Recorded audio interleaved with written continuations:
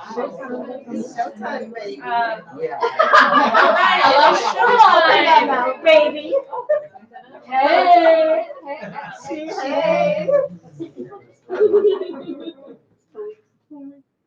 The mic's on. The mic's on. All right, it's showtime. Welcome.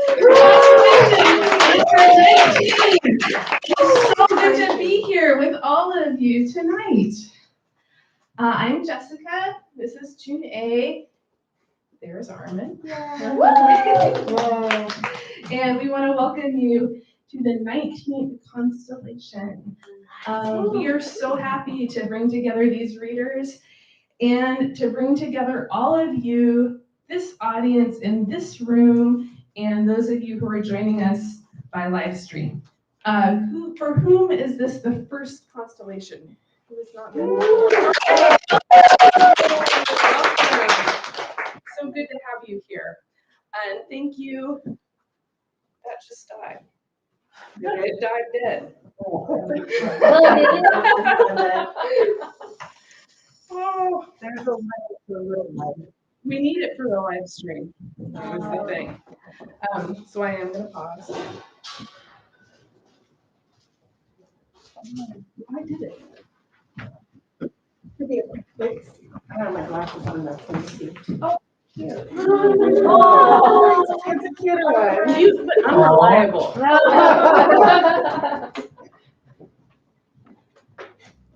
Let's see what the chat is saying. We can't hear I you. think we shut it. I think we shut it off.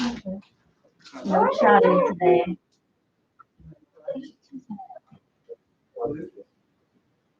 Oh, that was just like the subtitles, because I was like, Yeah, it's like, why are they saying exactly what we're saying? There it is. It does. There's a loudness. Okay. All right. We're back in business, we think. You do have to get a little closer to this one speakers. The small one is quieter. Okay. Where was I? We're very excited about constellation. Yes, yes. Okay, and thank you to each of us, each of you for honoring our COVID policy, which is that we wear masks down here, and we have a mask optional space upstairs. If you need a mask, there's one at the duck table on the way in, and there are also name tags so that you can say hello to other people. That is a part of Constellation as well. Hey, Skyler. So we are still gathering during an active genocide taking place in Gaza. And we want to acknowledge that the current violence in Palestine is the continuation of decades of colonial violence under Israeli apartheid. And we still stand in solidarity with victims of genocide in Sudan and Congo, and with indigenous peoples on whose unceded traditional homelands we're gathered, including Multnomah, Katlamet, Clackamas, Tumwater, and Walla Cascade bands of the Chinook, as well as the Tualatin Kalapuya and many other recognized and unrecognized indigenous nations of the Columbia River. We stand firmly against anti-Blackness and recognize that police violence and all white supremacist violence must be named and opposed. These forms of violence, along with transphobic violence, being legislated in U.S. states, endanger the lives of trans, non-conforming, and non-binary people. And so, as we begin this event, we wish to underscore that none of us are free until all of us are free, in the words of Kenny Banger, and that anti-racist, liberationist, and decolonial struggles are intertwined. We adapted this statement from one written by the Radius of Arab American Writers, Rawi, and we thank them for crafting it and disseminating it and for their ongoing labor and activism. And if you're, you all know your situation's best, but we have some ways for you to engage and mail back and other forms of reparation around the room. And if you want to support a particular family in Gaza, if you don't know Janae, you can connect with Janae around that. And we continue to be disappointed in the many literary organizations who have failed to speak out about these issues. Right. So before we get on to the readings, we want to thank our host, Bishop and Wyatt. Melissa's at home tonight. She's usually here, but you know what? Junaid knows how to sell you books. And can I also say that no pressure because I know like Bishop's here. But if you are able to listen to that in the morning and sees that. So And if you pre-ordered, you can pick them up. I have some. Or like, yeah, she's got yours. She's got mine. Yes, and Tin House also, this is Tin House's space that they donate to us. So we're grateful to our hosts. And we are, again, just sitting in this moment where we are here and our hearts are here together. Our hearts are also acknowledging that there is no elsewhere, not really. So happy to welcome our readers tonight. We have Kelly Novahom. I hope I can check pronunciations. Skyler Reed and Jake Eduardo Vermaas. And it's a really special night for us. Jake's reading series, White Noise, was a major inspiration for Constellation. So it's a huge, huge deal to have Jake here with us tonight.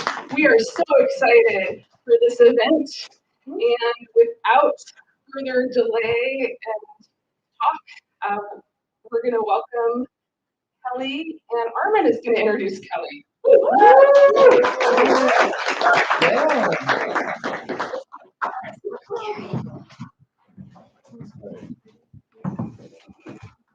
Hello, everyone. Can you hear me okay? Yeah. Oh.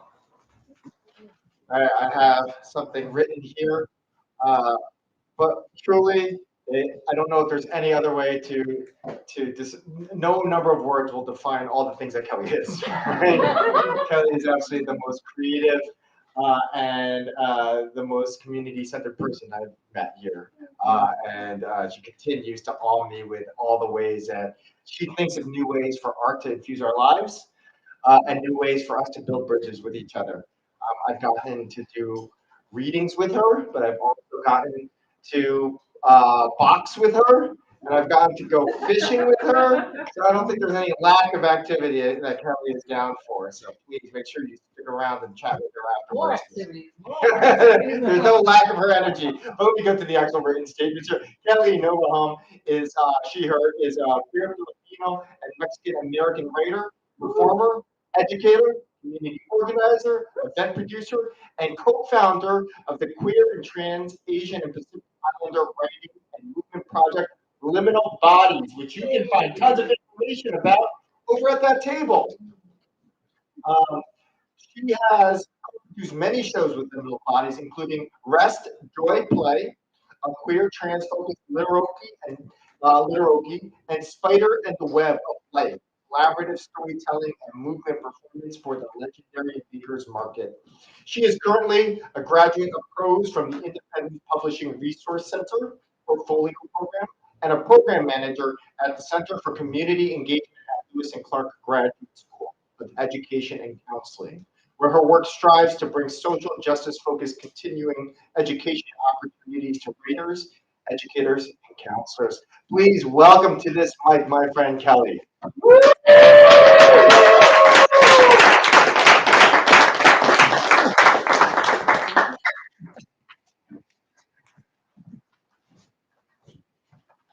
Oh, someone home.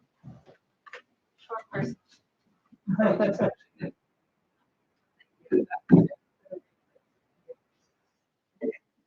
Is it?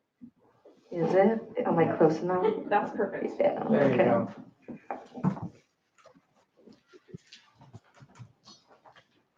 One of my at my first event that I produced, I had a poet who was our kind of headliner, someone that inspired me a lot, Angela Penaredondo.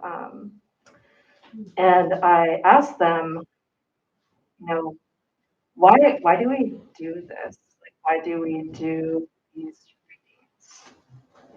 And they took a couple of minutes, and we're on a drive to our event, and they took a few minutes, and they said, I think it's like church. And I just want to give thanks to Constellation for being a lot of our church. However you feel that you relate to church, I hope you find that feeling in a way. And so I also asked for permission from all of you. Can I be raw? Can I be raw? Can I speak about sex? Can I say expletives? Is that okay? Like, can I talk about some stuff? Okay. And can I ask for your interactions with the text? Yeah. Awesome. I love it. And if I have to get closer, I will. I'm just like, is this close enough? Yeah. So something that I want to offer to the space as well, besides these kind of few words of permission and consent, I want to give you all, if we may, my partner over here. We would like to distribute some notebooks. And if you feel compelled to write, if you hear something, I want, please take this time to also feel like you can write, feel that you can be here in a way that gives you permission to be inspired and to also bring out your own writing. Because I would love after this, if you have a few words to share with all of us, that would be great. So yeah, thank you. Thank you for being here. And then I also, third thing, because I like to do things in three, is I want to offer us a kind of little exercise. And so did everyone come here with like a friend or is friendly with your neighbor? Yes? Okay, I didn't see like a lot of nods. If you didn't nod and you didn't want to say anything, you could totally like not do this activity. But I want us to, something that we do with Liminal Bodies, we do rehearsals for performers and also writers, is we do reading together. So me and my soulmate partner, co-producer here, Lily, we will, yeah, we want to lead you in this kind of reading exercise with your partner. So if you can turn to your partner and look them in the eyes. And this is a way for us to just be present. Can we be in the space together? It's a really difficult time. And I think we're all speaking with a lot of passion and emotion right now. And I want to ask with our eyes, like, can you be here with me, with us, together? Can we take a couple of breaths? So together, can we take 5 deep breaths? Okay.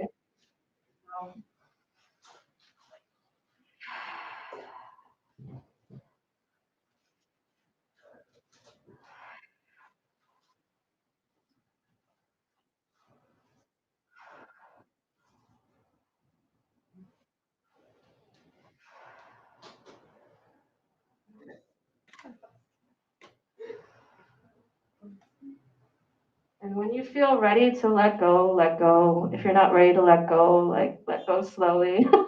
Lily's like, I'm ready.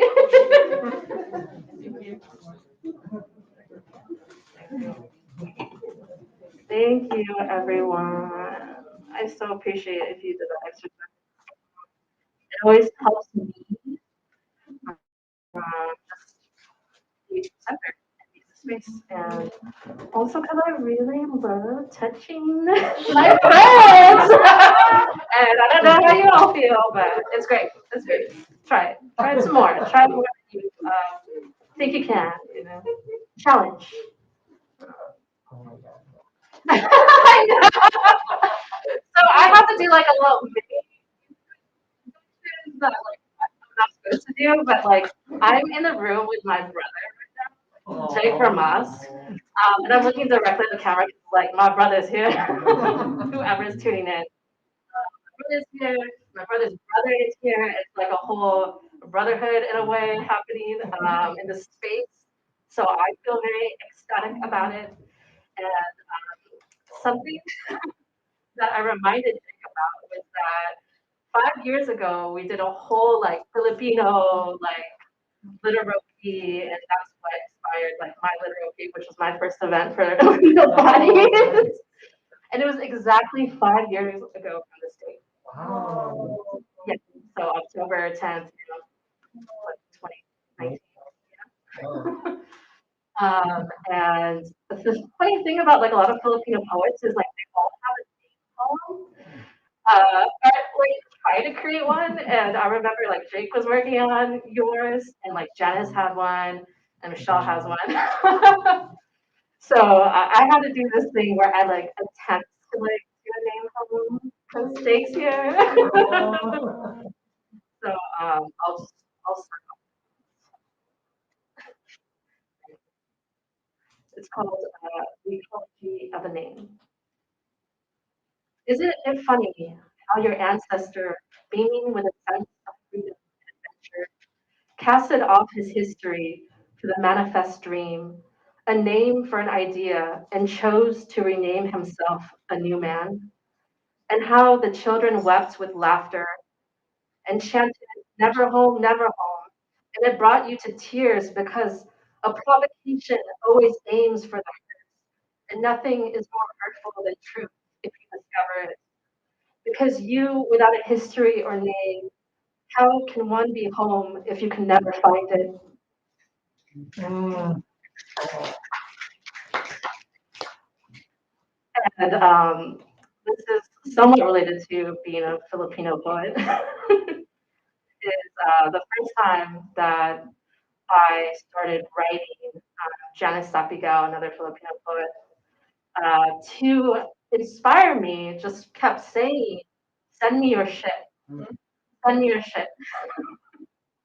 And so I just think about shit a lot, Eric, which everyone will understand.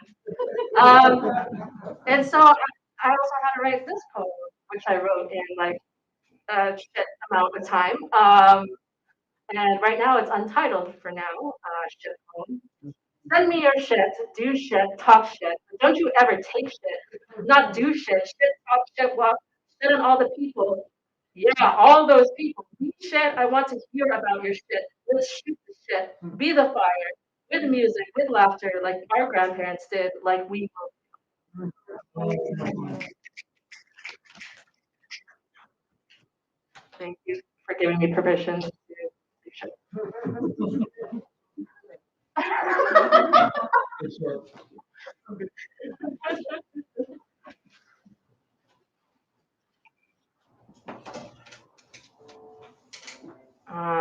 For about a year, I was in the IPRC portfolio program, and if you're thinking about doing that program, please do it because it is amazing. And yeah, I am writing a book, Chasing, which is really it's a story about like a grandmother and a granddaughter who are trying to get over grief around the mother's passing. And the way that they do that is they spend a weekend in Vegas. And the daughter is a poet, but is trying to write a book. So there's a lot of attempts to try to write. Poet always comes out, and it's very surreal. But I did a section of it, and I call it Queen of Diamonds. So Queen of Diamonds. She calls Vegas paradise, likens it to the kingdom of heaven, never misses a night of prayer when it's says all people who go to church are hypocrites. So now she'd rather be here, She says when the pain shoots up her feet, through her legs and back, she's glad that at least she can keep playing at the roulette table at the Flamingo. Here, I forget all about my pain, she tells the bellhop, who hums in agreement, clutching the golden cross around his heart. Where are God's most devout here, you wonder? Even those who own Vegas call the strip of casinos Paradise Road. Did they know first, or did the people come first? With their oxygen tanks, their athletic legs, their heart conditions, their drinking problems, their recent divorces and self-destructive streaks, their hopes and dreams of becoming rich, or just feeling something, anything, and mistaking it for God's sweet kiss. Kingdom come, God's sweet words translated through the cascading sounds of slot machines, the vibrance of light dancing between people, places, and things. Where is God here? Everywhere. It depends on who you're talking to. But if you're talking to her, an 83-year-old woman whose country of origin is far, so far away, it is about the place. This place is not Vegas. It is a version of the divine. And what is divine but that which lives in the imagination, the realm between the dream and its fulfillment, between grasping and letting go? What is that feeling that one gets here that feels like God's love? Is it anticipation, the excitement of arriving, the space between knowing and not knowing, the deceptive state between knowing and unknown? She places her chips all across the table, picking dozens of numbers, her sons and daughters' birthdays, her grandchildren's birthdays, her anniversary. Here she remembers all those dates but doesn't see them. The red, green, and black chips look like alms, offerings, as they leave her hands. Wrinkled gold finger, wrinkled gold ringed fingers, gently flicking them away with some reluctance. She doesn't see how picking so many numbers makes her lose every time. She looks like a shark in the open water, but after 60 years, she's still a novice in a pond of gentler fish. A player set to lose, though one more round could end that. She wears all her best gold jewelry like a true winner and a lady, an ornate golden locket of Jesus swinging gently, gracefully, away from her heart, back and forth, like the ticking needle of a majestic grandfather clock, as she struggles to rapidly place each chip quickly as if she might lose them all.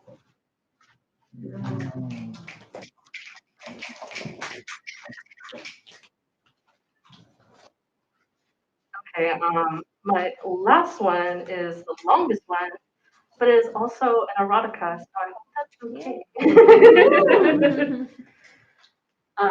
I am writing this like erotic, queer erotic series that I hope that I can entice some other writers to do a couple with me.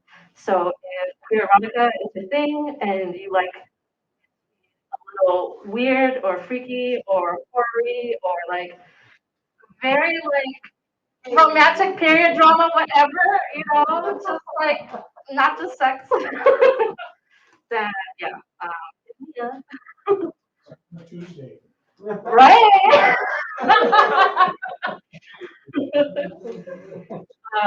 So yeah, so each volume is the name of a character in it. So this one, volume one, is called "It is Midnight and it is between your legs that the poet feels met by you, remembering the day that you both locked eyes, as the ship docked on your island. You were standing there, tresses of long black curls, softly moving with the wind, hints of brown tints in your hair where the sun hits. You saw a lover and they saw a Grecian work of sculptural arts. You were the daughter of the old lighthouse keeper long dead, and you stayed on the island alone and turned your father's small cottage into a refuge for artists. You worshipped your father and you never knew your mother. You didn't want to know her. The poet has no history or a name that you can recall now, decades later.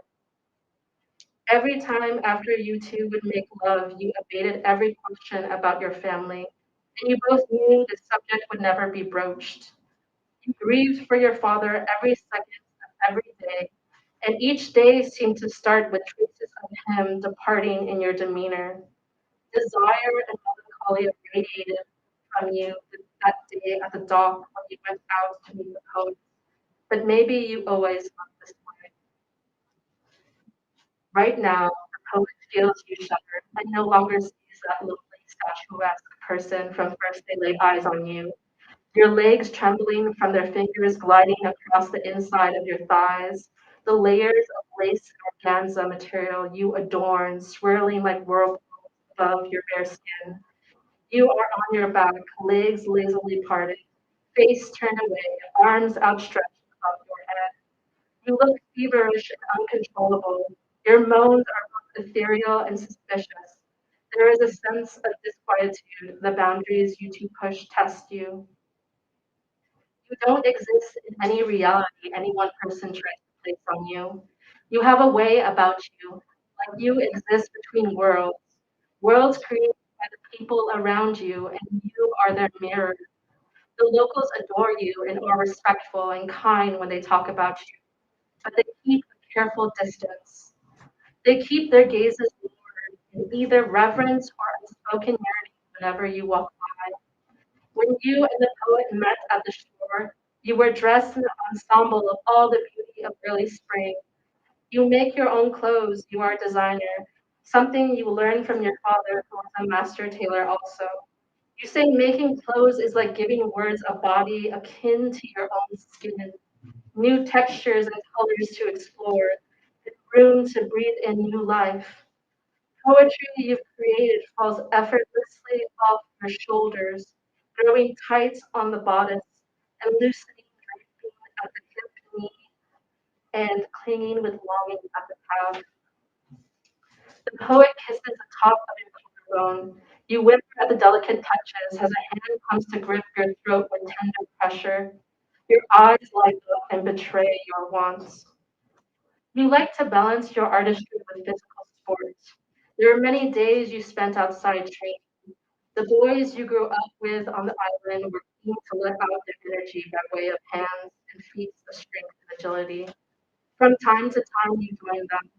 They like to ride horses, practice archery, wrestle and box under the big blue sky, and with the sea breeze cooling their semi-nude bodies in action, rolling hills offering privacy for your private world together. Violence is another form of beauty, you would say to the poet. He would come and watch you play with keen interest. You wore your cuts and bruises lovingly like gifts and would generously offer ones in kind. Now the hand releases your neck.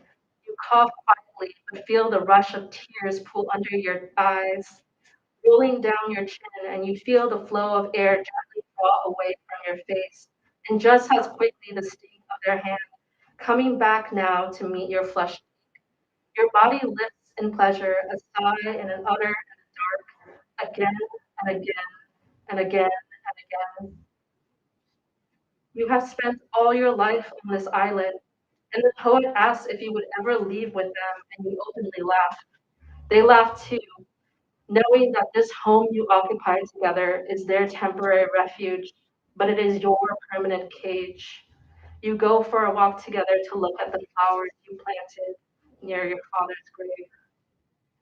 You feel the rope pull your wrists together, tighter and tighter. The feeling of your fingers and hands touching each other moves your heart as if you are feeling your body for the first time. You feel the back of your dress being ripped completely from bottom to top. You feel nails, fingers, hands on your scalp in dull pain as teeth sink deep into your skin below your ear. Moments later, the poet enters you, fingers curled lightly against your slit wall as your dress falls into pieces and you are naked, bound, and breaking slowly under your own weight. You know in a few days the poet will be on their way back to the city, and you try hard not to show emotion. It works, and the poet resents you. It is then that the poet begins to write poetry, and you retreat back to your work. You have been working away on turning a larger part of your cottage into an altar for your father. You repaint all the walls with his favorite flowers, frame new photographs to place in the rooms, pack and unpack his belongings, iron his shirts, and prepare his favorite meals and leave them out. You plant all the usual vegetables and fruits in the garden and start working on the gazebo he has blueprints for. He is everywhere, and his presence has become more loud. He haunts every room, and there is no other way but through. Your eyes roll back in ecstasy, noticing for the first time the room. You sprawled out on the floor, looking at the portrait of your father, candles lit at each corner to keep the spirits company, while the poet pulls you up from the ground and into a seat position and buries their gaze deep within you, your hands grasping at the back of their head with urgency. You never tell the poet that you have fallen for them, or that they remind you of your father, or maybe your mother if you had only known her. The poet was a quiet beauty, eyes that observed so much of the world with wonder and gratitude. When you first touched, you resisted the urge to pull yourself into their chest and call it your new home. When they left, you made a poor excuse that there was too much to be done at the house, too much, and you could not see them off. Too much love, too much yearning, too much confusion between your desires and what you feel is necessary to do. It is obvious to you which feeling will prevail. You feel love leaving your chest as you continue to scrub the floors of your cage alone but never afraid. You weep and tremble as you release. All doubt leaves your mind. You are a body so capable of pleasure and love and ecstasy, gasping like it is your first breath. You pull the poet into your arms, strong and certain.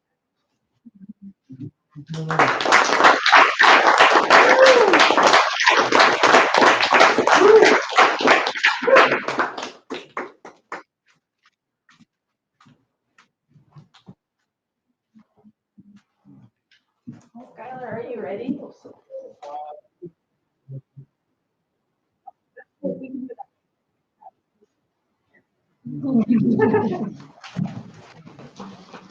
I'm glad you're short too.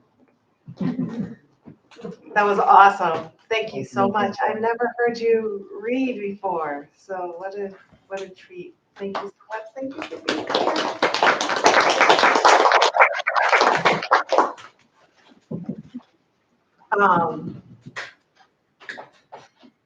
I'm gonna just go off the cuff with Jake. One, Jake, I love you so much, and I'm so happy that you're here. Jake is someone who's so important to me in my personal journey as a writer. And I'll talk about that in just a second.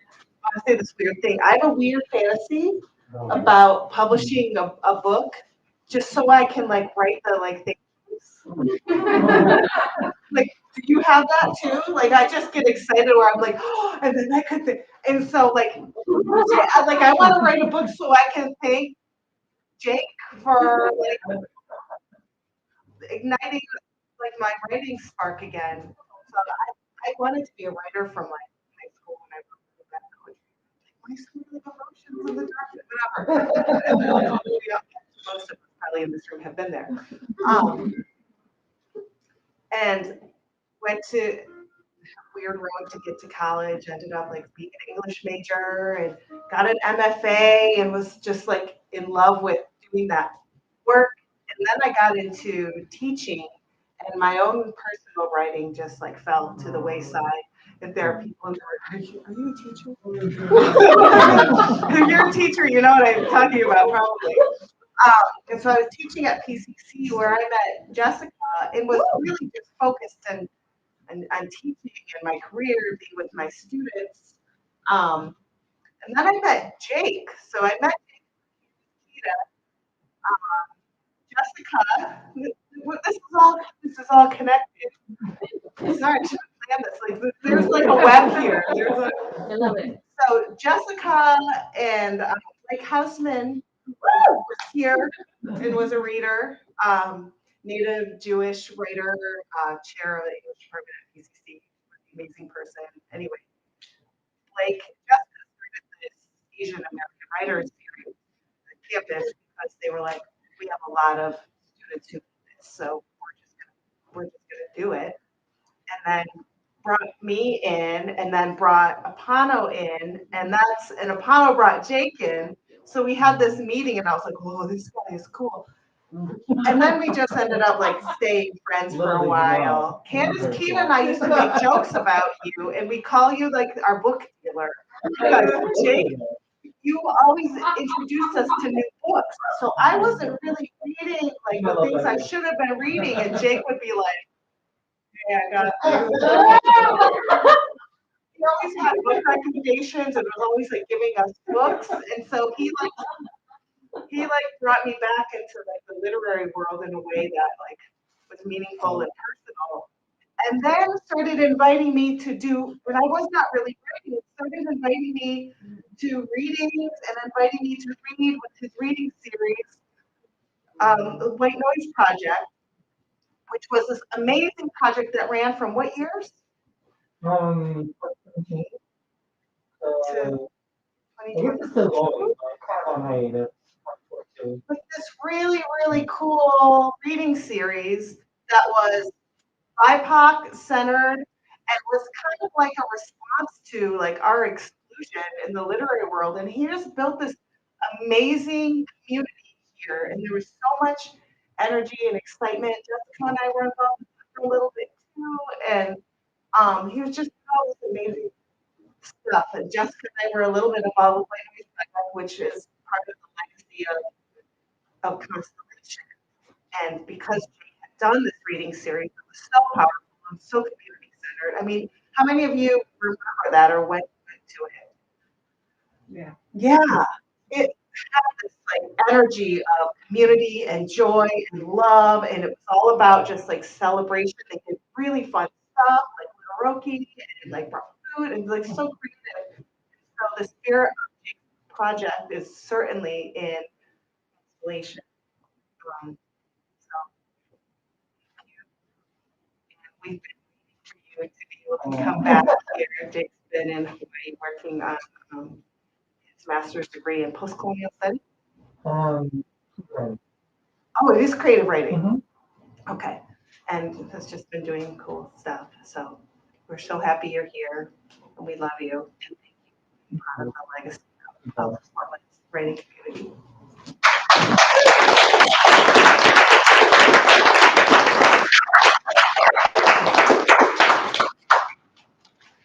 Oh, nothing special. Thank you very much. And yeah, thanks Jessica and everybody for coming.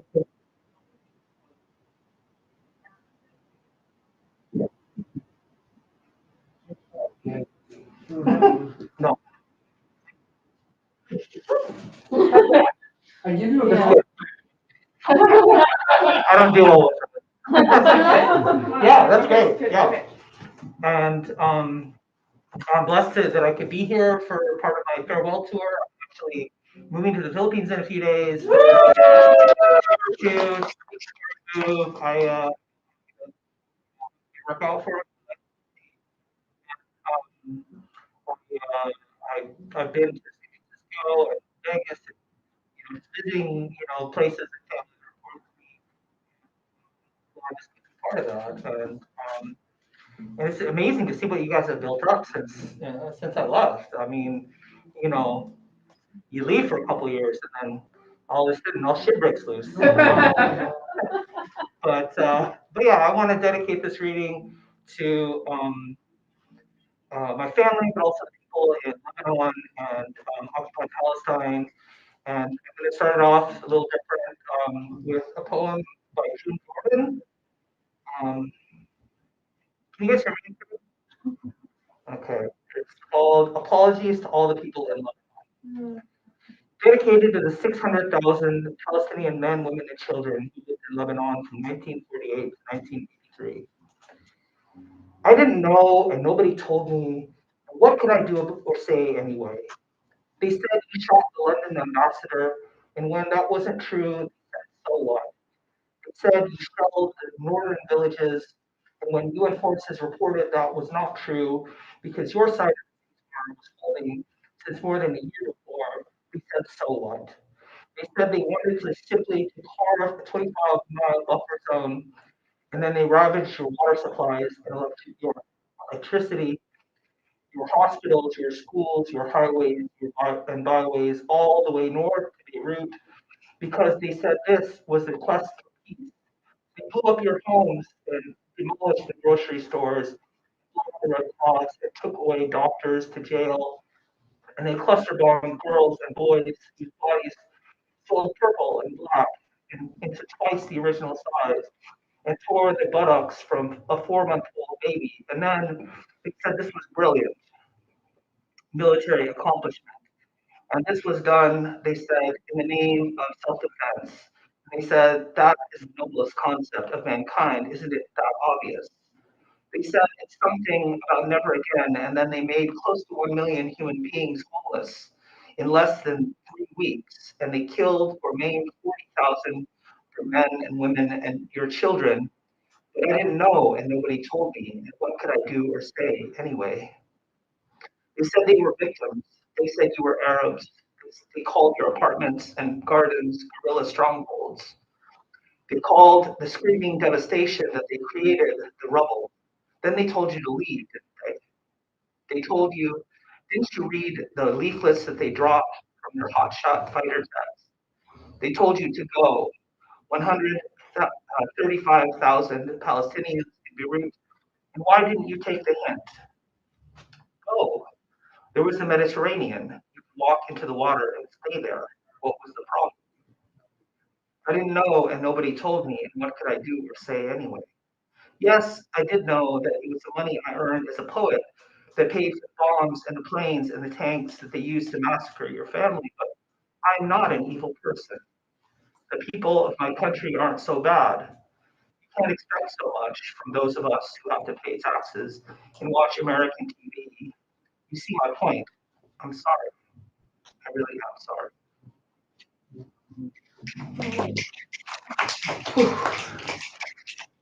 And over the past 2 years in Hawaii, I've been working on my first political manuscript. And yeah, thank you.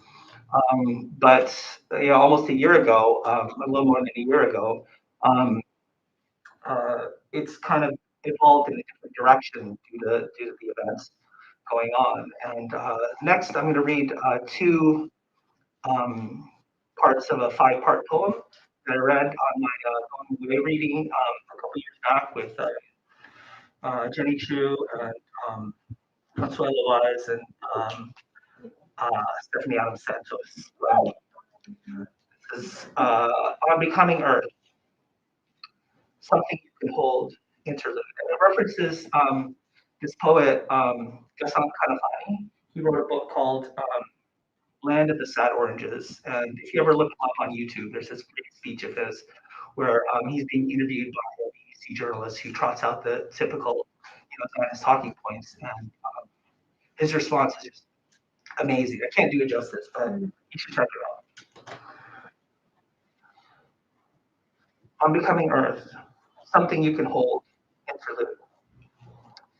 In my dreams, the land recedes to the size of bumps on the skin of an orange, but smaller. And not that Valencia, but the real shit, like Jaffa, to hell with hybridity between Mandarin and Pomelo, or ridges connected to long gone stems, bends and broke off a tree.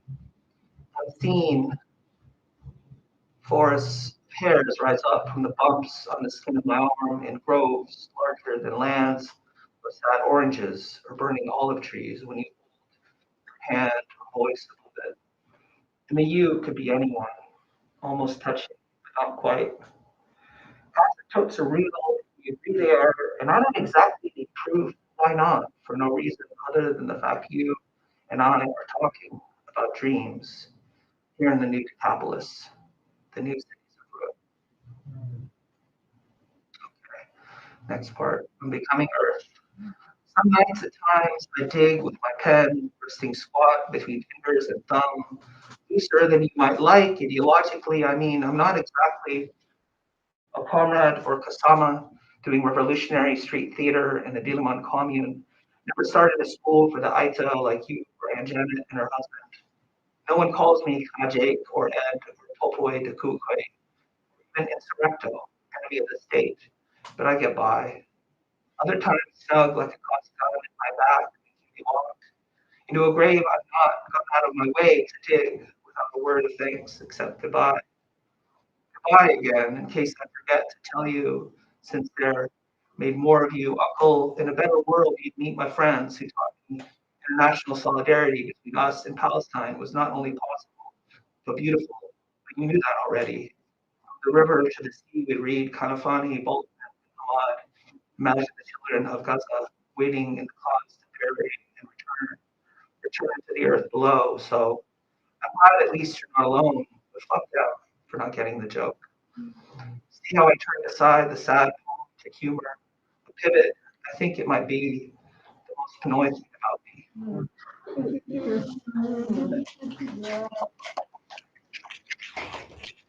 Okay, so the main sort of like point of my manuscript is I like namesakes and names, and I was named after my mom's older brother, who was in the resistance against the dictator Marcos, and his body was never found, so that grief and state violence and the ways that our tax dollars go towards like propping up these regimes and stuff. So it's called My Salvage Frontier, and the word salvage in Philippines means extrajudicial killing. So it's like somebody would be salvaged, and it's not like the normal salvage, which means save or like rescue, but it's actually like this fucked meaning, right? So I wrote this poem in the form of Filipino Tagalog form, but in English. It's called Tanaga, and it's like amount of syllables, it's grouped of 4 lines, and yeah, you can't really see what I do on the page, but look at it. Wait for the book to come out. Anyways, Tanaga, salvaged. In one rendition, the act of saving, rescue, love, also salvaje, to savage life from radical bodies, whether crime or listening still, the message is the absence, the silence made, the nameless, discouraged, et cetera.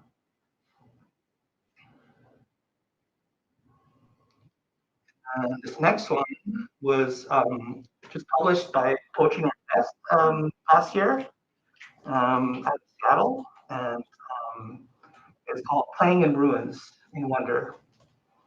As a teenager, you never thought you'd make it to 21, but here we are. How can we live like this? How can we make a fist, enumerate where to find banana leaves, handfuls of rice, a salve in a republic anew, cover our raw, wide open horizon in bursts, startled particles, foggy of late and morning. We pass through each other like smoke, navigating the scattered light amidst the trees and occupation, droning of military helicopters above, where sky looms taller as you walk away, yawning from the voids of left behind selves. Between us, loving you is a long river of breathing and words I drown in.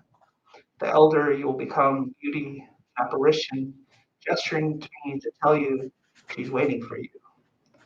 My sham obit read poet, and not a very good one, according to the appropriate gatekeepers at the time. And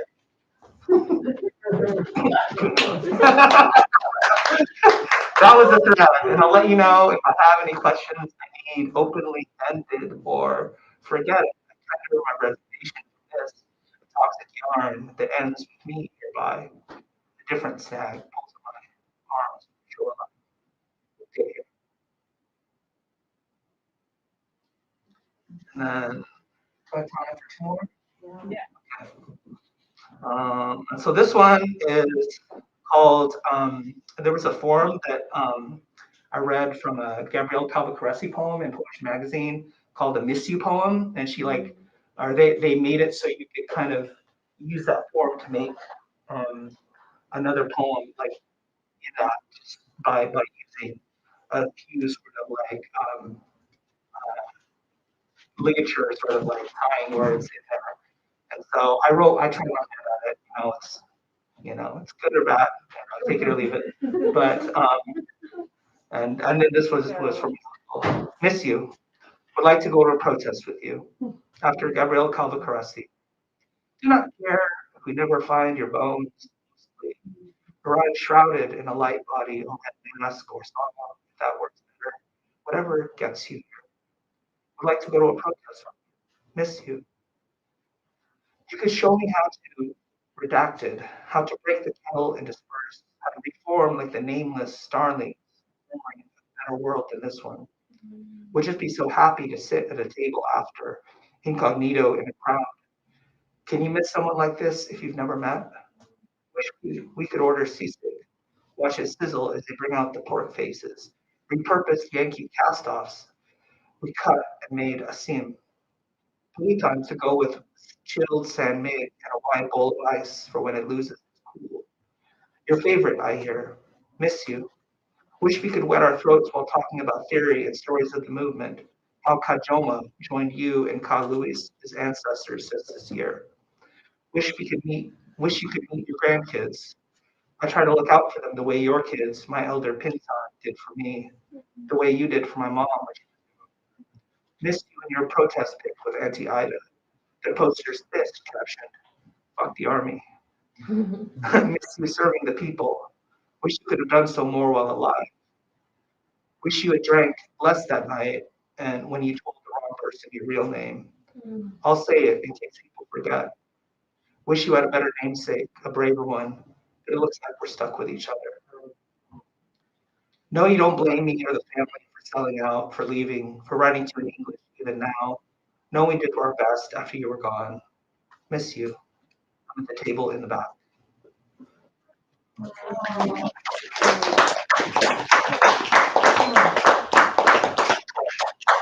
Last one. Yeah, been thinking about odes because I never really wrote odes, and so I gave it a shot for this one. And in Hawaii, people might not know, but there was this recent scandal about the Red Hill fuel tanks that the Navy had that were leaking into the groundwater and like poisoning military families, just any family who lived in that area. And I just think about how like uh, the U.S. military is the biggest contributor to climate change in the world and stuff. And, it's like claimed to be keeping us safe, but killing us at the same time. Ode to the water beneath Kapukaki, also known as Red Hill. Quote, how ashamed water is to be what you've made it. Constantina Cruz. This week I was becoming, it was the eve of a storm. I was forming into fluid, preparing to change state or nation into occupied over a crime scene, a body of water, not over a woman, but oceanic in that way. Now, I'm new here and no genius. Even I know water is life. What is the harvest of a tank farm? What grows? Nobody deserves this. Not even the random Ate and Waipahu who told me, why can't you just get over martial law? As if we could have even gotten to find his body on ordinary grief. Even servants of the empire can be my kapwa. What is a colony against that?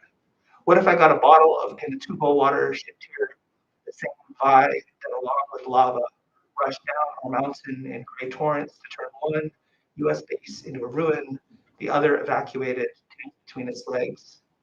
What if I offered that water to this land in places to say, you're not alone, keep fighting.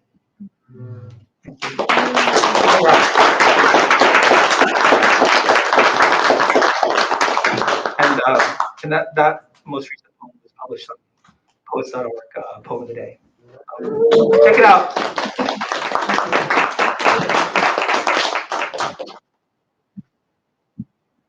So proud of you, Jake. All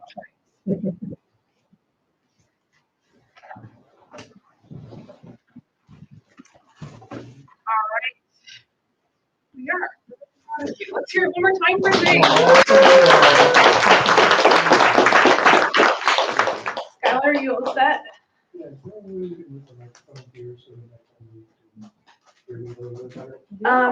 Yeah, we can use the mic, and do we want to reorient the camera? Where are you? Let's pause and reset up for a second. Because also beef had to be really bad, and so did I, so. Yeah, let's take a brief intermission. Especially I have a 24-hour marathon and riding. Yeah. Cool.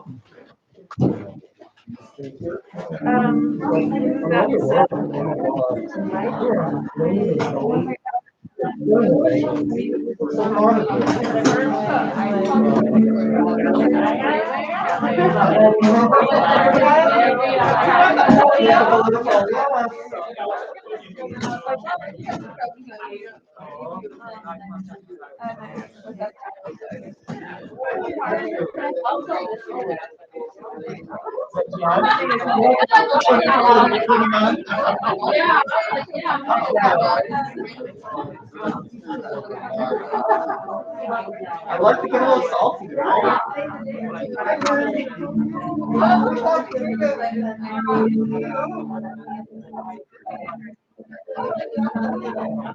I'm just gonna do that.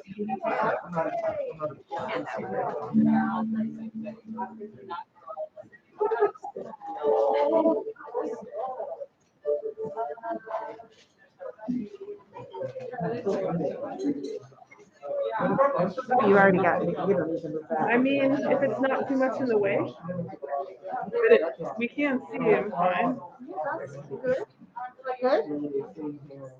Folks can turn their chairs if they want.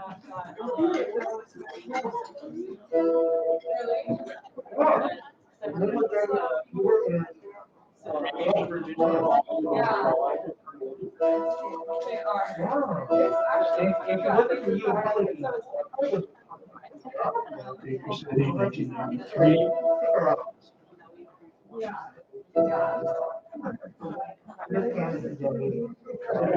Baker City, 1993. He's been in this organized in this organization. He was all over the desert operations.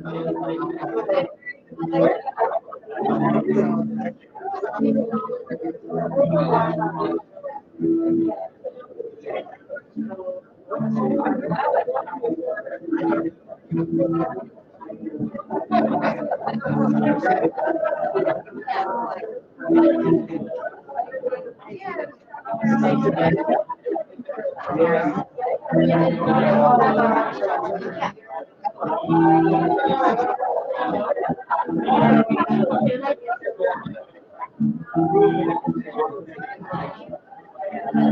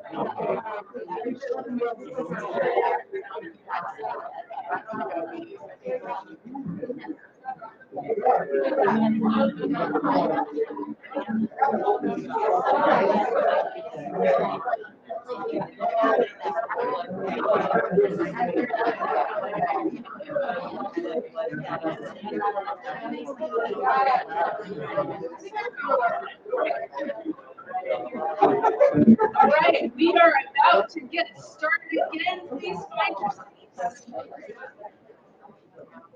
We are so excited to welcome Skyler Reed. Pronouns they. Cousin.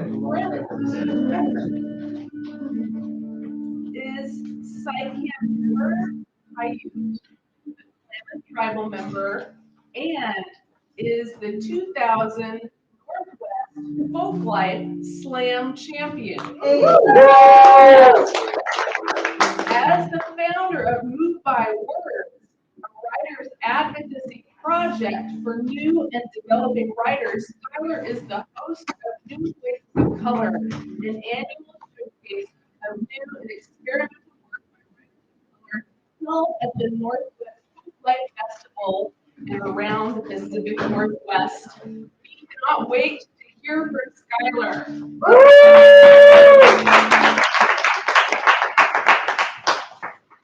Say thank you to the Constellation Reading Series. This job will eat you alive. Two very strong people with arrows. That's right.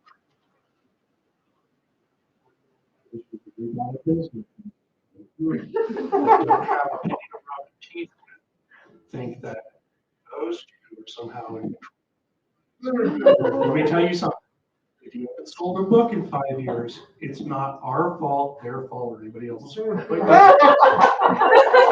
you can't get a grant, maybe that's why nobody's recommending you. We are Mark and Raven. Please. And thank you to Leaf. Leaf is the game administrator that to make sure that this is game Happy bisexuality, motherfuckers. Oh yeah, this is my mental health day. All right, we're gonna try this. This is about my father.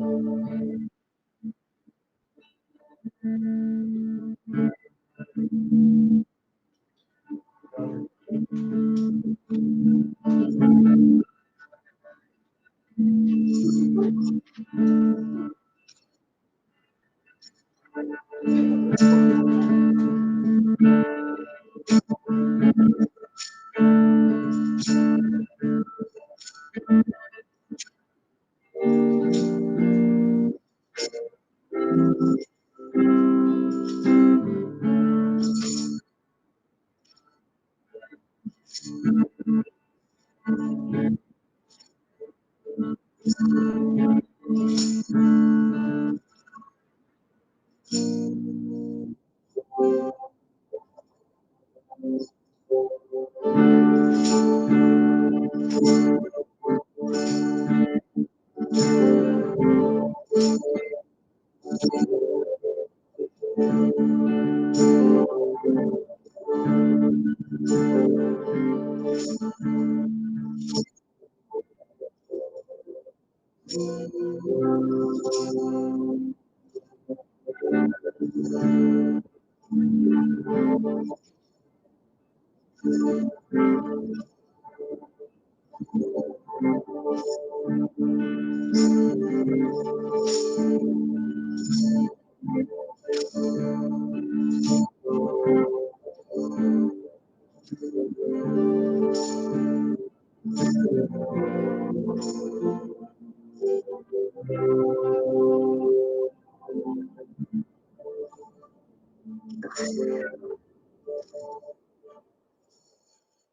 sped through eastern Oregon like searching for the desert of Holy Name and we cut out dust through Warm Springs Reservation Highway out to Baker City, like fish guts laid out by the Columbia.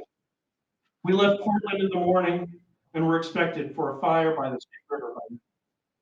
Marcella's Volkswagen ate the dust dude kicked up, going 10 over, 20 over. That seemed like it was enforced by Algor guards and elbow. The higher elevation, I drank the new 90s Soundgarden grunge on the car stereo while we were driving through the microclimate past Good Sisters in the Black Mountain toward Idaho. Marcella laughed at the dust devils pretending to be hurricanes, tires flush against the asphalt, wound up by the wind, and carried these small Oregon desert aberrations behind us. Eastern Oregon is no one but ranchers, Paiute tribal members, and rich backcountry skiers never see. Hightailing dude in Marcella's field, I watched homestead and homeland and homes fly faster than what it took generations of pioneers, great grandmas and great aunts years to walk. We even had rations. 1990s activist hippie food front rations. Impossible sounding food made from soy this and mushroom that. Marcella picked up from the food front cooperative in Old Portland. Marcella showed me the house of the guy who ate garden burgers. Told me about vegetarianism. Said that my father taught her about Indian food, the way of the natural man. The Indian way.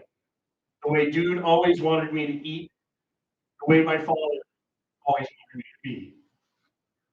Passed from generation to his late 30s, Italian psychologist girlfriend, and 12 years old me and the DOTS Auto Express to Baker County to generation. Later, at the Woodplake Ranch House, by the Moss River Dam, the elder cowhand would sit with us under the old spit-necked oak and wonder why our soy-composed hot dogs weren't cooking. Why weren't our soy-composed hot dogs cooking, Jake? I don't know. It's not Jake's.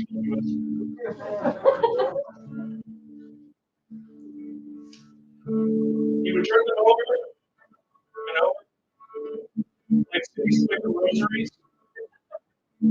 My father, shadow, walks on in darkness, talking to the shadows. Jeez, the elder says to Marcellus. Where did you say yours, young lady?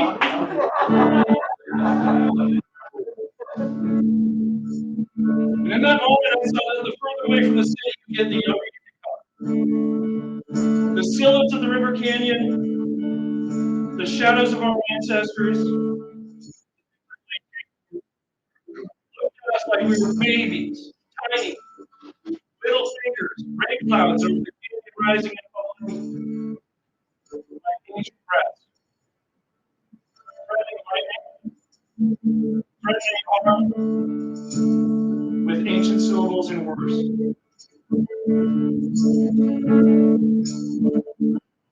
They just keep cooking. The elder hands it.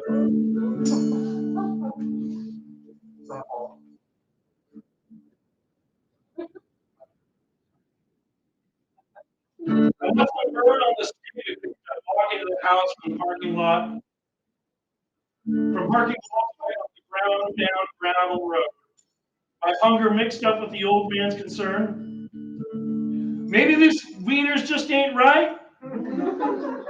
Never seen one cooking wiener stand for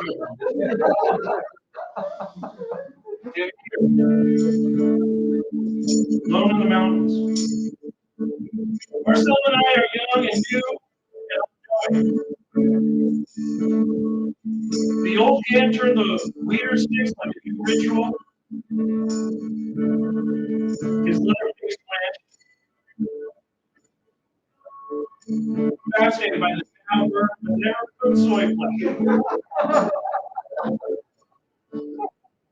Archaeologists icons, puzzled by the significance from this new world, this culinary fish trip we brought to his city.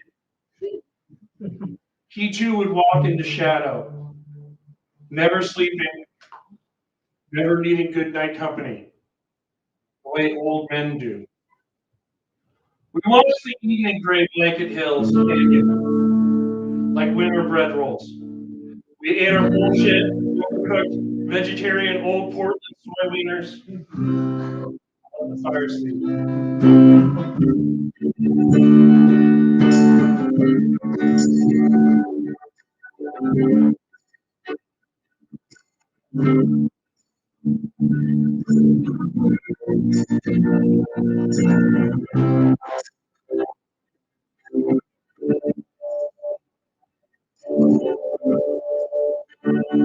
I gotta run, keep on riding.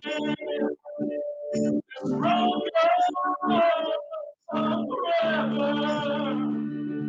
Like a one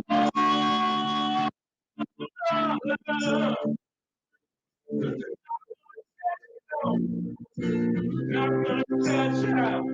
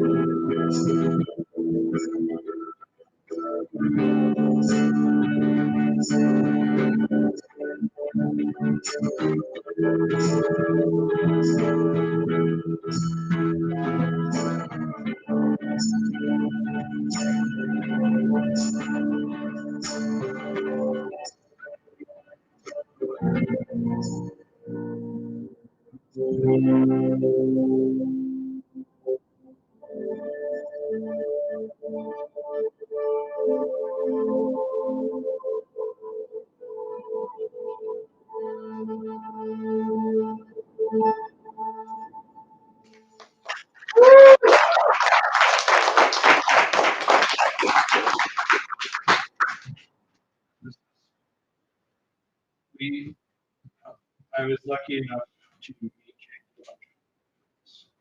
in San Francisco for a bit, and the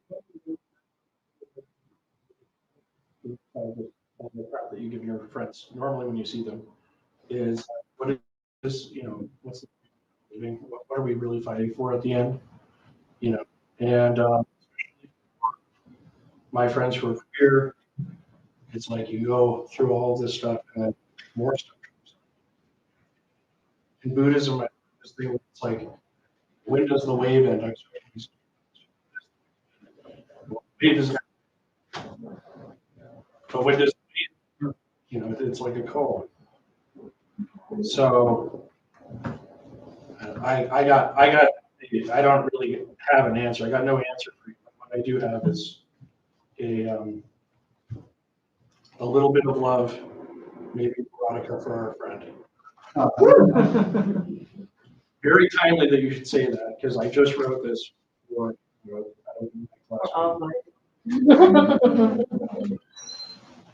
And then a song for your kids.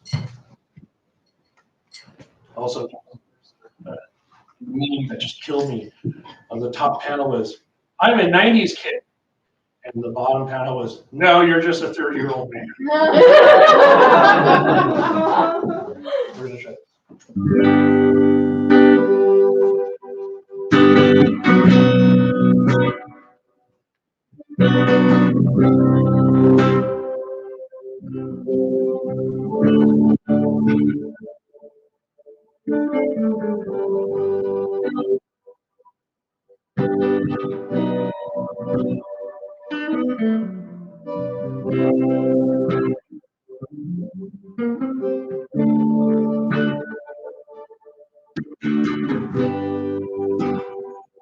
Walking up onto Grand Street, cutting over MLK Jr. in the Melody Ballroom.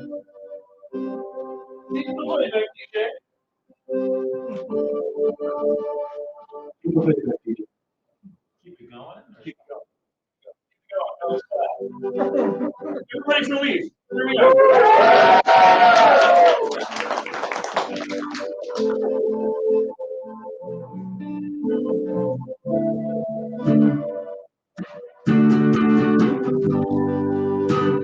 Walking up Grand Street, cutting over MLK Jr. to Melody Ballroom. I looked outside last night at Lenora's room.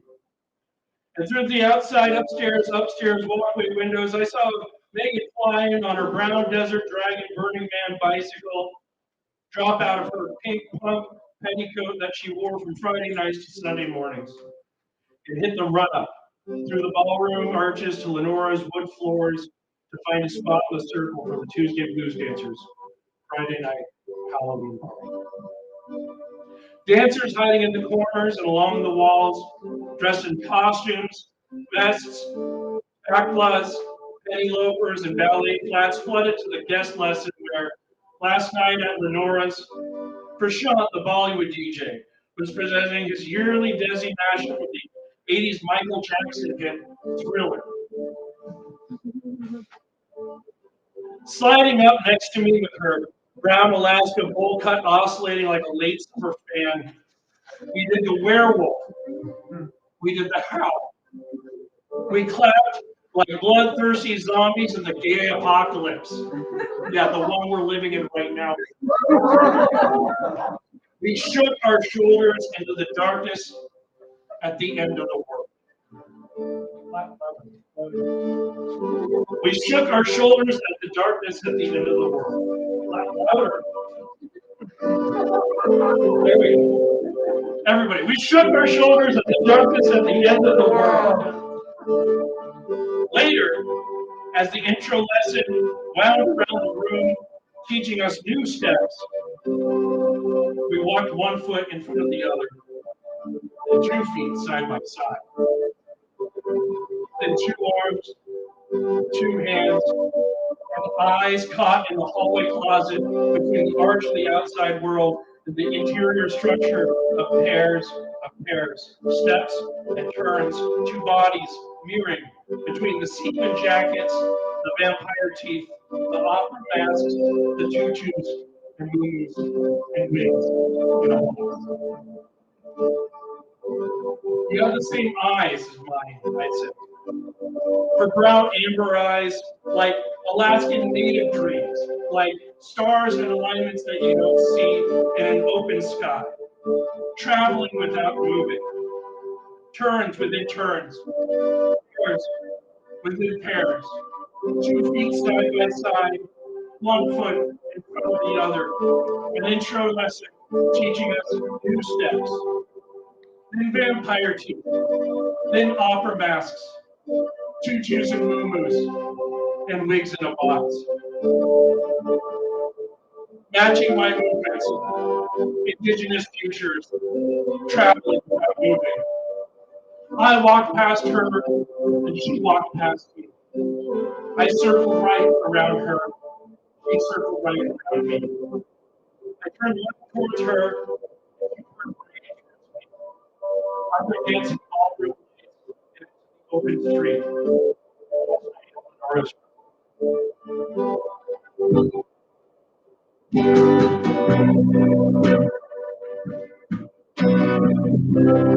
Can I say it?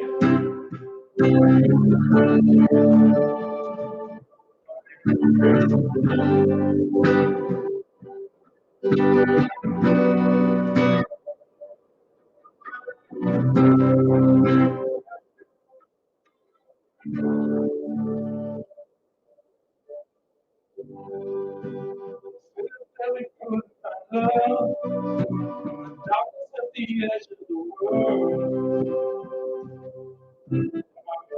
It's sliding on roller skates. My mind is tilting like a tilt-a-whirl. You say I'm a little confused. You're asking if I'm more or a girl.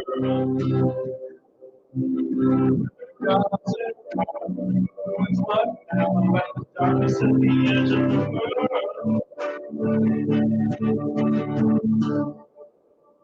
Give me all the love you want. Give me all the love you need.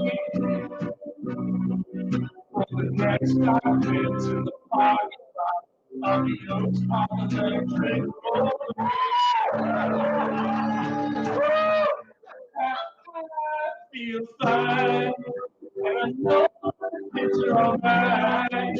Yes, I know that the kids will be fine. Everybody's at the darkness at the edge of the world.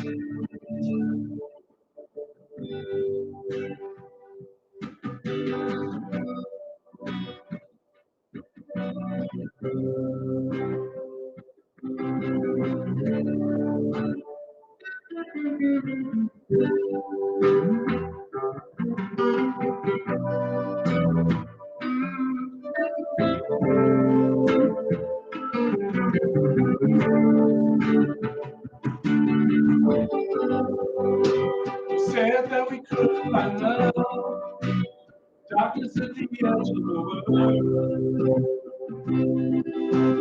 My body's moving all the shit, and my mind is like a tilt-a-whirl.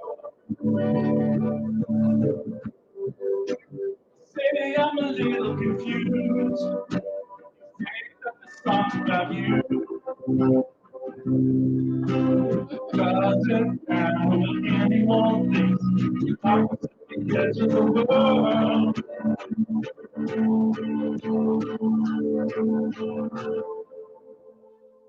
Give me all the love you want.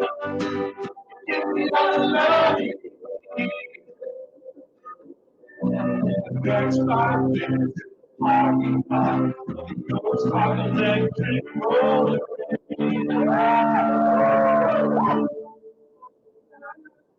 Fine. The kids are alright. Yes, I know. I know that the darkness at the edge of the world. I feel fine. And I know that the kids are alright. Yes, I know that the kids are fine. The darkness at the edge of the world.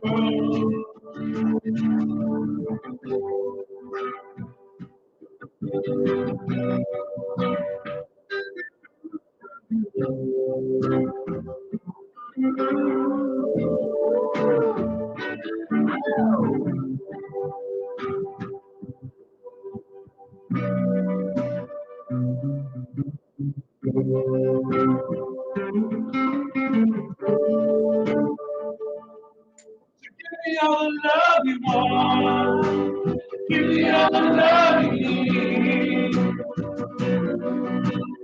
I saw you driving on Danny Bear with the folks popping legs and rolling. I feel fine. I know I know it's fine. World, I feel fine. I know it's alright. I know that it's fine.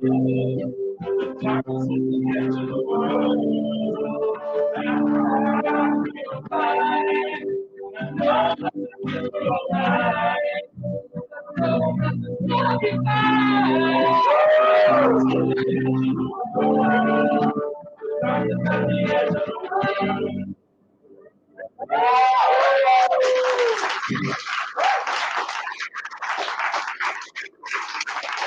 Thank you, Lee.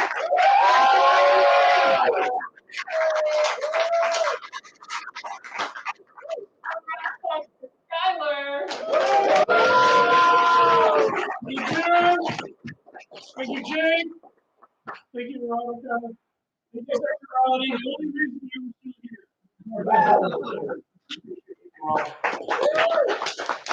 Thank you, guys. And thank you to the audience. Thank you.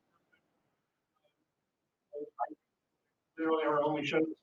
So if it wasn't for you two, we wouldn't be able to play today. Thank you.